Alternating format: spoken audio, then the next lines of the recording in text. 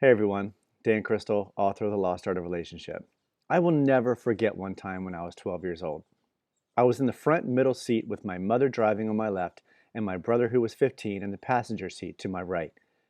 My mom was asking me if I had said something bad about my brother to a friend at church. When I said what I had told this friend, her hand moved with lightning speed and smacked me in my disrespectful mouth and said, "Danny, you need to just keep your mouth shut. You need to just learn how to shut your mouth." Yes, she said it twice. She wasn't wrong, though. She was dead right. That was not the only time I had my mouth slapped, and I deserved it every time. The funny thing about listening is that we cannot listen to someone when we are talking. We also can't listen to someone when we are thinking about the next thing we will say while they are talking.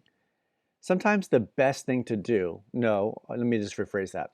All the time, the best thing we can do is simply shut our mouths and listen to what someone is saying, how they're saying it, their circumstances surround what they're saying, and maybe even listen to their body language, their facial expressions, and sometimes the silence in between.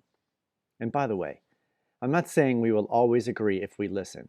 It is okay to disagree as long as we are listening to the other person. But arguing?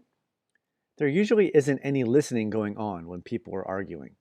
Listening also is not just hearing a word or phrase that sets us off. That is called a trigger. Listening requires patience. The patience comes by waiting to hear everything someone says and then responding. But too often we react. We hear, but we don't listen.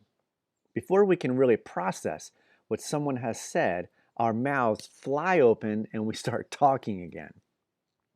But here's the practical. Let's practice closing our mouths.